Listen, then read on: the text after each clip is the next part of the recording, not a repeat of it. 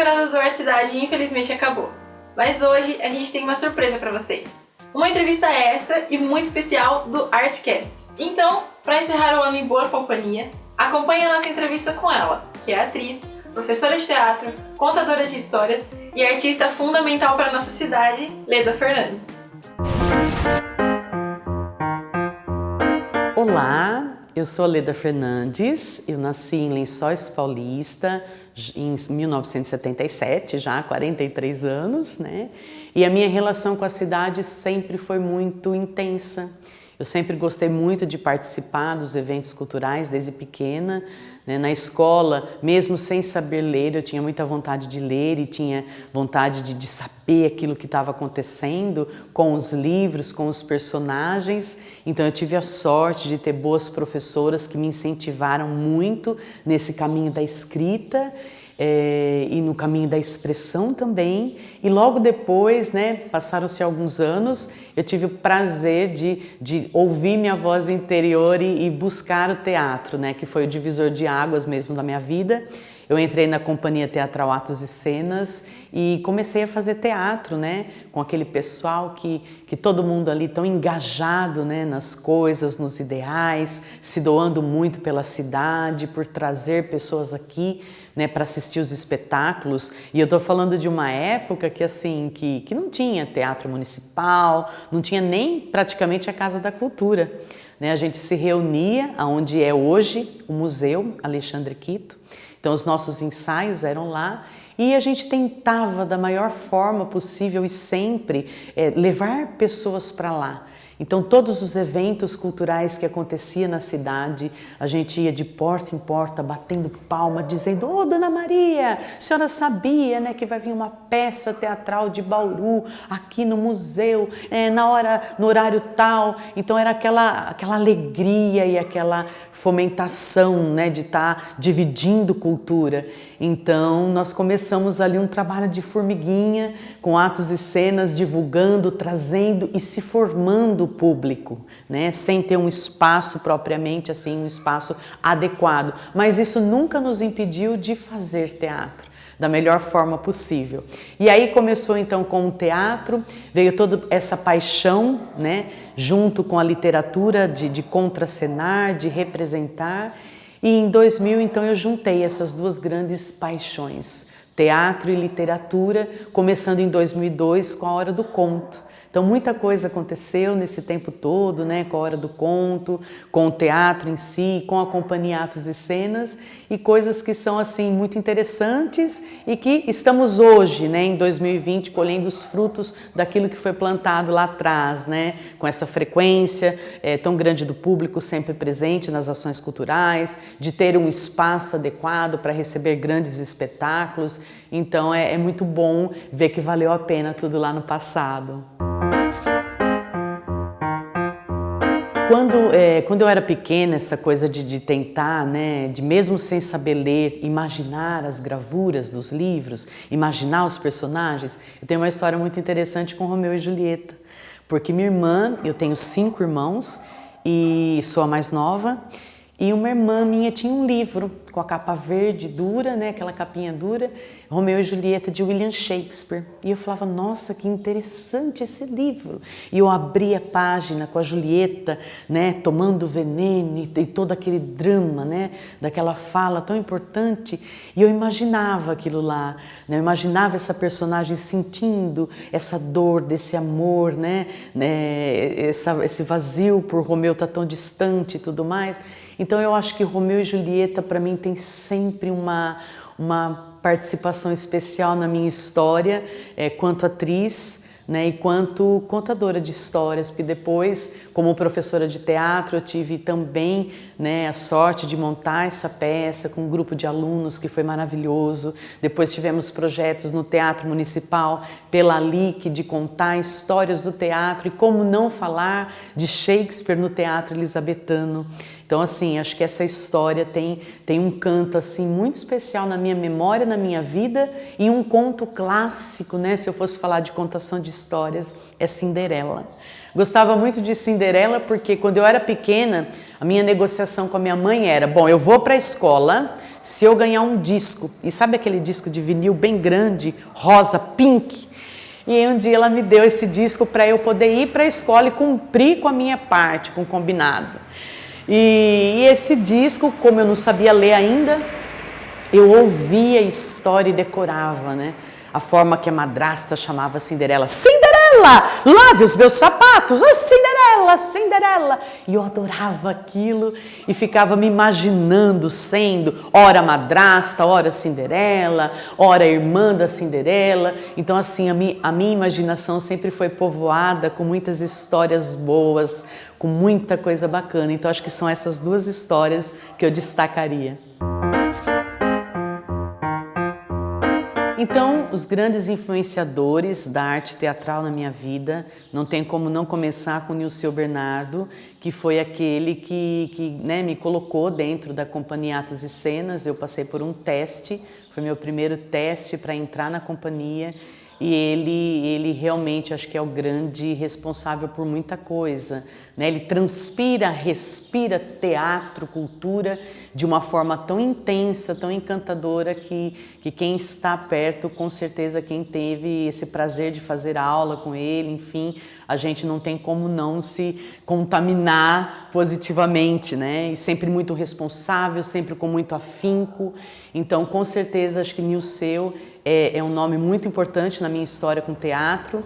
Depois eu tive o Everton também, o Everton de Castro. Eu fiz escola em São Paulo com ele, conheci ele num festival que nós apresentamos Doroteia em 1997, e a tamanha minha surpresa quando ele me fala, eu ligo que ele estava dando um curso em Sorocaba, ligo para saber sobre o curso no Teatro de Sorocaba, ele me atende e me dá a informação: você é a Leda de Lençóis. Ah, você sabia que você ganhou o prêmio de melhor atriz com Doroteia? E eu fiquei sabendo assim, dessa forma com ele tinha sido jurado e lembrou do nome, lembrou da atuação. E o Everton foi um grande professor porque ele tem também essa linha de trabalho séria, né? Porque acho que teatro a gente tem assim muitas pessoas que acabam fazendo mesmo pelo ego, por né, estar em evidência, não sentem a responsabilidade que é fazer teatro. E o Everton também foi essa pessoa que nessa mesma linha de pensamento, com a mesma paixão e responsabilidade, né, transferiu muito daquilo que ele sabia e me acolheu na escola e teve várias vezes em Lençóis, ficou na minha casa. Então a gente ficou assim com uma ligação muito forte e muito bacana, né? Além do Everton, eu citaria também o Moisés, que já não está entre nós, mas que foi também em São Paulo um grande nome, um fomentador mesmo cultural de uma coisa, de um teatro que eu gosto muito, que é aquele teatro mais visceral, né? Aquela coisa mais intensa. Então, acho que esses três nomes, quanto diretores, professores, né? E os encenadores, os dramaturgos que eu gosto muito, né? Eu gosto muito de Nelson Rodrigues, acho que eu destacaria muito Nelson Rodrigues pela profundidade, pelas verdades que são ditas, escancaradas ali pelo buraco da fechadura, né? Como a gente diz. E todos os outros, né, que vieram nessa linha, eu acho que isso é um destaque bem bacana, né? Gosto muito dessa questão do Boal, né, de trabalhar a questão do teatro oprimido, de dar voz para aquelas pessoas, né, que estão lá à margem da sociedade. Então, assim, teatro realmente tem muitos nomes que valem a pena e que, de repente, para destacar, estou destacando esses, mas que se eu parar para pensar, vão vir outros tantos nomes, né, que fizeram e que fazem parte da minha vida, da minha carreira, porque afinal de contas são quase 30 anos aí trabalhando com teatro. Então, muita gratidão a cada pessoa. E outra coisa que dá um destaque muito grande, além de todos esses mestres, eu acho que a gente tem que destacar cada aluno, cada ator que passou também pela minha história, como meu aluno, como ator, quando eu dirigi, porque a gente aprende muito nessa troca, né? Então é um processo de troca, de gratidão. Então, além desses mestres, também eu sou muito grata a cada aluno, a cada criança que passou e que deixou um pouquinho caminho que me ensinou muito também e me fez pensar na forma de ensinar, né? Me fez crescer quanto professora, quanto diretora. Então, gratidão a todas essas pessoas que passaram aí por esses 30 anos. Tantos outros que passaram. E que de repente não seguiram a carreira, né, de teatro, porque isso não é a pretensão de quando a gente faz um curso, né? Não é um curso profissionalizante, mas é trazer essa facilidade que o teatro tem, né? Essa possibilidade de deixar, fazer com que o ser humano se torne melhor, né? Então, independente da área, você pode ser médico, você pode ser jornalista, você pode ser enfermeira, você pode ser balconista, qualquer que seja a profissão. Eu acho que quando a gente tem o exercício da arte dentro da gente, que é esse exercício de se colocar no lugar do outro, a gente se torna um profissional e uma pessoa diferente. Então, assim, é muito bacana esse exercício, desse experimento. Acho que fazer arte em Lençóis Paulista é sempre um desafio muito grande. Se a gente estivesse em São Paulo, muitas coisas poderiam ser mais fáceis, né? Nos grandes centros, São Paulo, Rio de Janeiro, porém, correríamos o risco de ser apenas um grão de areia num deserto, né? Que tem muitas pessoas que fazem teatro, que trabalham com isso. Ao mesmo tempo, quer dizer, a gente tem essa vantagem de não ser um grão de areia no deserto, mas a gente luta, né, com uma falta assim, de incentivo mesmo pelos poderes públicos, coisas que poderiam estar acontecendo e que não estão acontecendo, né, não tem esses editais voltados, né, para os artistas da cidade, não só na área teatral, na área de música, dança, enfim, né, eu acho que a cidade poderia ser mais articulada, né, para possibilitar mesmo, né. A gente vê, por exemplo, nessa pandemia, que dificuldade que a gente está passando, né, o artista foi o primeiro que deixou de receber e vai ser o último que vai deixar de trabalhar, né? Porque assim a gente viu, e para quem tinha dúvida, o quanto a arte ela é indispensável. A arte salva, né? Então, nesse momento de pandemia, imagine se a gente não tivesse as lives, né, dos cantores aí né, dispondo pra gente assistir, se a gente não tivesse um livro para ler, se a gente não tivesse aí shows gravados, né? O que a gente faria, né? Sem nada, sem essa participação do artista. Né? Então, acho que assim, é muito difícil a gente não ter essa possibilidade de contar mesmo, né? com editais, com verbas, para que a gente possa fazer isso de uma forma mais tranquila. Né? Então, é muito difícil, é muito árduo. Né? Hoje nós temos o nosso espaço alugado, então trabalhar para pagar um aluguel de um galpão, de fazer eventos voltados para a comunidade, né? Gratuitamente, todos os eventos que a gente fez no espaço Atos e Cenas, de uma forma independente de poder público, né? Então, assim, poderia ser muito mais fácil, mas a gente é persistente, a gente ama o que faz e a gente faz já há muito tempo, então a gente já está meio que calejado, né, da falta de incentivo, dessas questões todas que acaba, entra governo, sai governo, ou mantém o mesmo e acaba ficando. Então a gente busca por recursos próprios, né, por aquilo que a gente acredita, fazer, fomentar, valorizar, conscientizar e levar para a comunidade. Acho que esse é o grande legado do Atos e Cenas. Então, acho que a gente consegue fazer de uma forma bem bacana, agora não presencial, mas a gente está movimentando muitas coisas aí, né, de forma online. Bom, A Hora do Conto, um projeto que esse ano atinge a sua maioridade, 18 anos de projeto, 18 anos contando histórias. Que prazer, que responsabilidade. Eu comecei em 2002, quando eu, então, tinha terminado a Escola de São Paulo de teatro, e aqui eu já fazia teatro, já estava no Atos e Cenas há muito tempo, então já tinha feito letras, foi a minha primeira faculdade, sempre amante da literatura, então eu pensei em realmente juntar, unir, né, essas duas grandes paixões, a literatura, o teatro e a contação de histórias. E eu comecei de uma forma muito despretensiosa. Lençóis é conhecida como a cidade do livro, mas não é reconhecida como a cidade do leitor. Então somos reconhecidos como a cidade do livro, mas não do leitor. E para mim isso sempre me incomodou, porque o que adianta, né, termos mais de 2 livros por habitante se não lermos?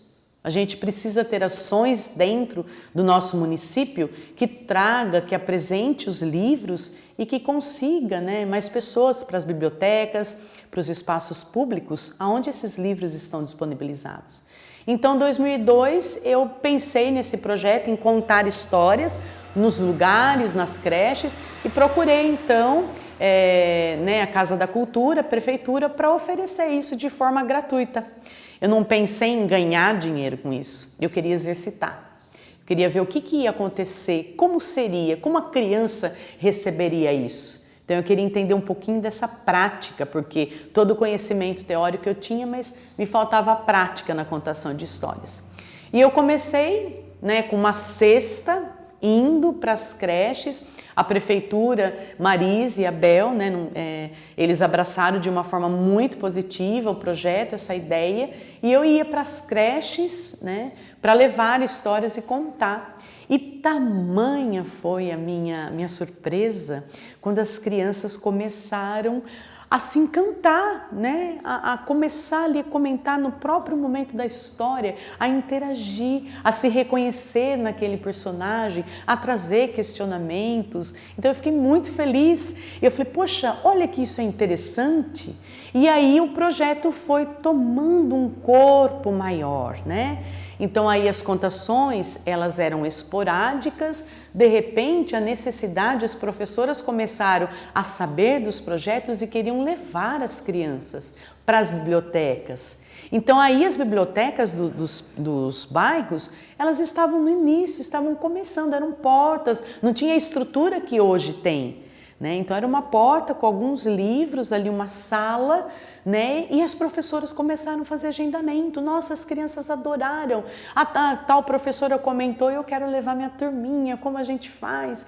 E aí eu comecei a perceber que eu precisava de uma frequência maior, né? E nessa época eu já dava aula na Casa da Cultura de teatro, então já em 2000, 2002.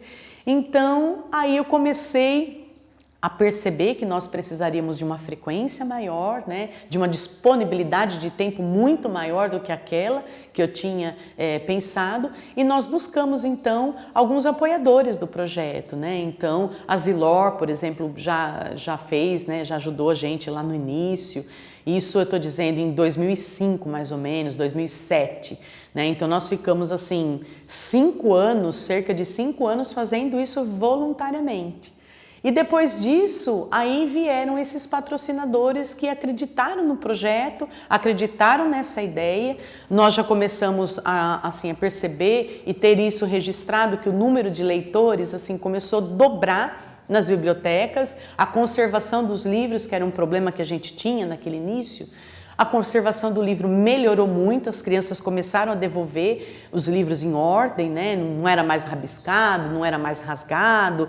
Então a gente começou a perceber que o projeto estava atingindo os objetivos, que era falar da importância do livro, da conservação do livro, né? E a contação de histórias em si. Então, em 2007, entre 2005 e 2007, começaram esses apoios com a Zilor primeiro e a Luarte, apostando nesse projeto e tendo uma frequência maior. E aí o projeto então começou a caminhar nesse meio tempo. Eu comecei a contar histórias caracterizadas com o personagem Emília, do Sítio do Pica-Pau Amarelo.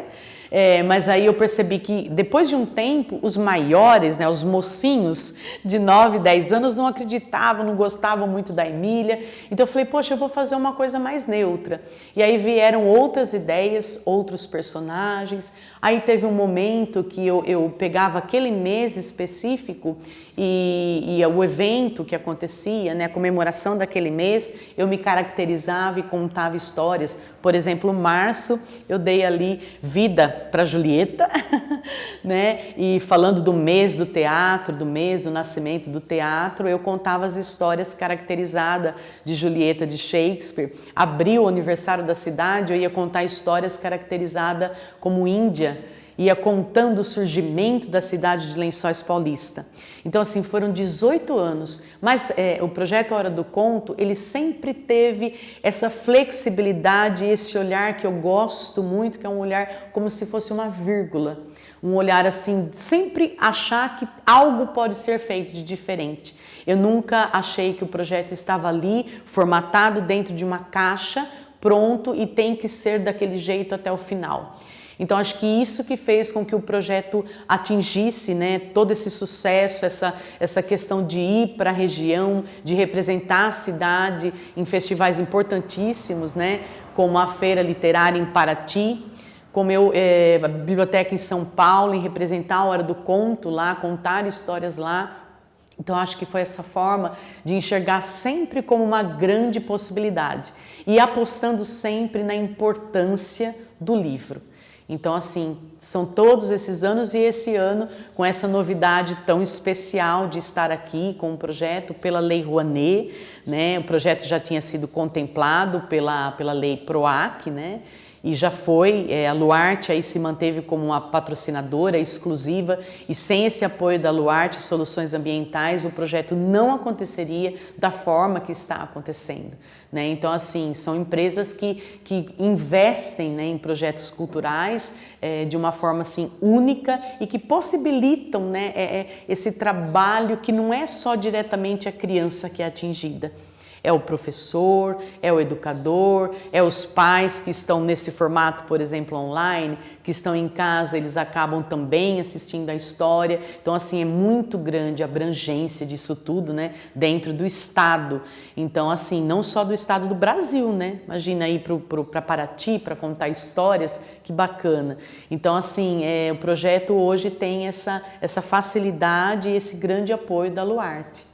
Em março nós tivemos essa bomba mesmo, que foi a pandemia, né? Acho que veio assim para acelerar algumas coisas, que veio para trazer o nosso olhar mais para dentro da gente mesmo, né? E com isso, com essas dificuldades, o projeto Hora do Conto ele já tinha sido aprovado pela Lei Rouanet desde 2019, mas por questões burocráticas ele tinha todo esse trâmite para iniciar, né, as contações. Então, o que fazer nesse tempo, né? Então, estou aqui na minha casa, as minhas aulas também, a escola não está funcionando, o que eu vou fazer aqui? Além de estudar muito, de aproveitar para ler tudo aquilo que eu queria ter lido e não tinha tido tempo, no ano anterior, eu comecei a exercitar, a contar histórias, a fazer as famosas e indispensáveis lives atuais, né? E em março, com meu grande amigo Tiago Cardinale, trocando uma ideia, comecei, poxa, você gosta de contar histórias, tem tanto tempo aí contando histórias, por que não experimentar esse projeto online, né? Essa forma de contar histórias. Em março eu comecei. E foi incrível porque todos os dias eu contava uma história diferente. Gratuitamente, né? Através das minhas redes sociais, meu Face, meu Instagram, contando histórias, e eu comecei a perceber que tinha um público gigante acompanhando e esperando essas contações. Tinham pessoas de Portugal que vinham, que escreviam, que acompanhavam. Então eu senti assim a dimensão que as redes sociais têm, né? A abrangência gigante que isso tem e que, embora, né, ela distancia muitas coisas, mas ela também aproxima, ela possibilita coisas muito legais. E aí eu fui entendendo esse processo da Hora do Conto, que na verdade não era a Hora do Conto, né? Era simples contações que eu me propunha fazer sem estar caracterizada aqui na minha casa, e isso foi tomando uma proporção muito grande. Aí veio então o convite, né, pelo edital do Max Quarentena, lá de Pardinho. Então eu fui selecionada e fiz 10 contações dentro de um edital maravilhoso.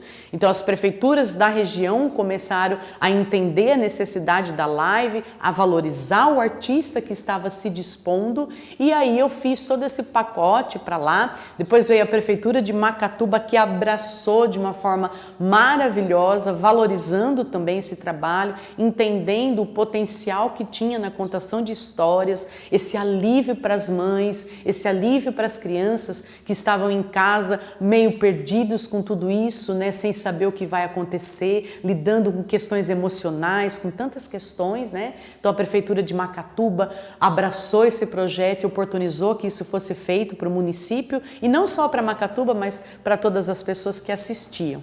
E nesse meio tempo eu estava aguardando então a liberação do projeto, e como a situação não foi, infelizmente, entrando, as coisas não foram voltando ao normal, a gente teve que conviver e aprender a viver nesse novo normal que estava acontecendo, que era essa questão do distanciamento mesmo. Então eu entrei com um pedido junto com o Ministério para que fosse vista a possibilidade de parte do projeto ser feito de forma remota, né? E felizmente fomos então aprovados mediante toda a seriedade do projeto, mediante todo o histórico de já ter esse PROAC, de toda, né, a documentação que o projeto tem, de toda, enfim, o clipping do projeto, né, todo esse material, foi aprovado que 50% do projeto, que foi o que eu solicitei, fosse feito de forma online. E isso foi muito bacana para a gente. E ao mesmo tempo foi muito desafiador, mas eu gosto de desafios. E aí então chamei o pessoal que está trabalhando nessa edição comigo, que é Adriane Médula, Nilceu Bernardo, Tiago Cardinale, Marina Ronchi. O que nós vamos fazer? Temos essa possibilidade. O projeto foi aprovado e agora a gente precisa ver como nós vamos levar para as escolas e para essas crianças que já estão tão cansados de estar na frente de um computador, de um celular. E aí a gente refez, né, todo o projeto, deu esse novo olhar, tentando priorizar e manter essa coisa do encurtamento do distanciamento. Então, assim, essa adaptação foi feita, as contações acontecem de uma forma ao vivo aqui, claro que com as dificuldades, né? Então aí a gente teve que buscar formas. Poxa, como que a gente vai transmitir? Que programa que vai ser utilizado? E aí o Tiago bravamente foi pesquisando, testando programas. Vai precisar de uma webcam? Como a gente vai fazer? A conexão não pode cair. Então vai, investe em internet, melhora o seu pacote da internet, compra cabo de rede quilométrico para trazer para esse espaço mais amplo, porque a gente tem esse cenário lindo que o Nilceu desenhou e que as crianças precisam ver, né? Tem a música que acontece ao vivo. Então, assim, toda essa estrutura para a gente foi um experimento e foi um desafio. Nós começamos em setembro, então setembro e outubro nós atendemos todas as escolas de Macatuba que abriu os braços e falou: vem, nós precisamos de vocês, vai ser bom para as crianças terem essa possibilidade de ouvir uma história contada exclusivamente para eles. E aí a gente começou então em setembro com esse grande desafio de contar histórias através então da câmera, né, disso tudo e toda essa estrutura que a gente foi descobrindo. Vai precisar de microfone, como vai ser, e a questão do som, vai ter barulho na rua que está passando. Então são coisas que a gente foi percebendo no decorrer do projeto e que fomos buscando alternativas para levar o melhor para esse público. Então o retorno que a gente tem depois de setembro, os vídeos que as crianças começaram a enviar, as fotos das crianças assistindo a contação e assim comentando, dizendo quanto foram tocadas pela história. Então isso nos alimentou e nos deu força, nos deu mais gás para trabalharmos o mês de outubro inteiro com Macatuba de uma forma maravilhosa, já melhor ainda do que foi setembro, que é como uma estreia, né? A gente vai adequando, vai vendo o que a gente pode melhorar. E aí veio o mês de novembro, a gente fez as escolas particulares de Lençóis, depois iniciamos as escolas municipais de Lençóis e agora em dezembro a gente continua com as escolas municipais aqui de Lençóis. Então, de uma forma muito carinhosa, a professora recebe um link restrito do YouTube do projeto, né? Onde só ela e as crianças, a classe tem acesso a essa contação. Então, essa contação não é pública, é exclusiva para esse público.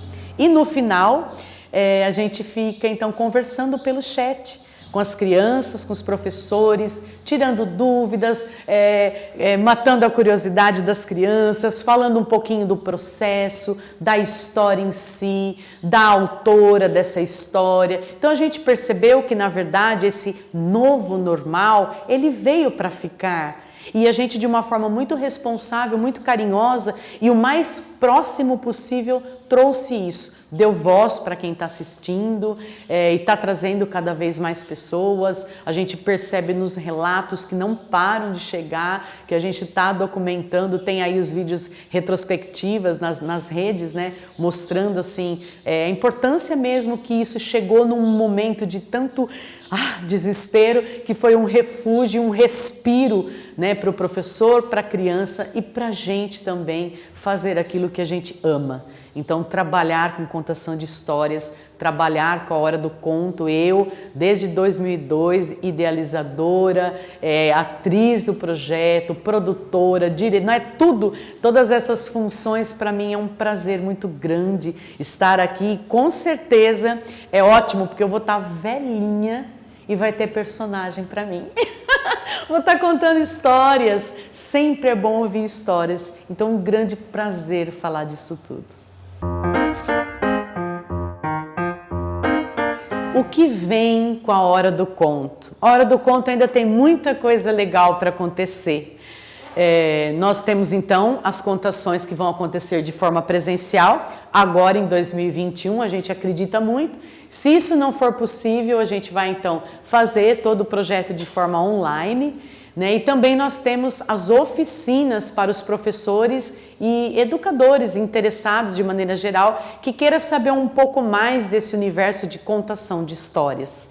Então tem toda essa parte maravilhosa ainda que vai acontecer, né? São mais 95 contações que vão acontecer em 2021, né? Nós temos 6 oficinas para compartilhar um pouquinho dessa experiência com essas pessoas que queiram saber. Uma com certeza vai ser feita de forma remota para que pessoas de outros lugares tenham essa oportunidade, né, de conhecer um pouquinho da história da literatura, não só do projeto, eu falo da história da literatura, do surgimento da literatura no Brasil, né, das formas de contar histórias, na importância, no porquê contar histórias. Então tem muita coisa boa para acontecer. E eu já quero preparar a edição 2021 para iniciar em 2021 e finalizar lá em 2022 com mais novidades ainda, né? Então acho que essa edição 2020, já com a sua maioridade,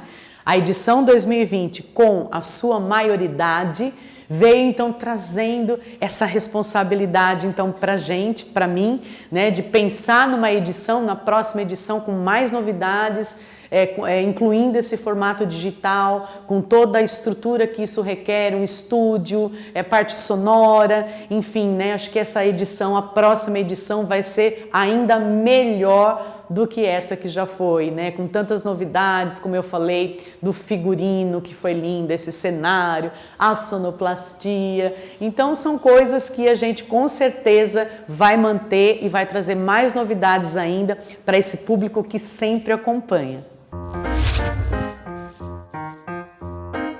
Para você que não conhece as redes sociais do projeto A Hora do Conto, nos acompanhe no Instagram, A Hora do Conto, _LP, e no Facebook, A Hora do Conto LP. Lá tem todas as novidades, agenda do projeto, tem vídeos com entrevistas, tem coisas muito legais para vocês conhecerem mais desse projeto que há 18 anos está aí contando muita história. E a mensagem que eu quero deixar para você é: Procure um livro sempre que você quiser, em todos os momentos. Tenha um livro certo aí, pertinho de você, para acalentar os seus sentimentos, para despertar a curiosidade, para ativar a sua memória, a sua imaginação e seja feliz com arte e com histórias. Então é isso, pessoal. Se você ainda não segue as redes da Hora do Conto, corre lá e se inscreve para acompanhar esse projeto maravilhoso. E nós ficamos por aqui. Agradecemos a todos que curtiram, assistiram e compartilharam o nosso programa. Até uma próxima e continuem sempre fazendo arte.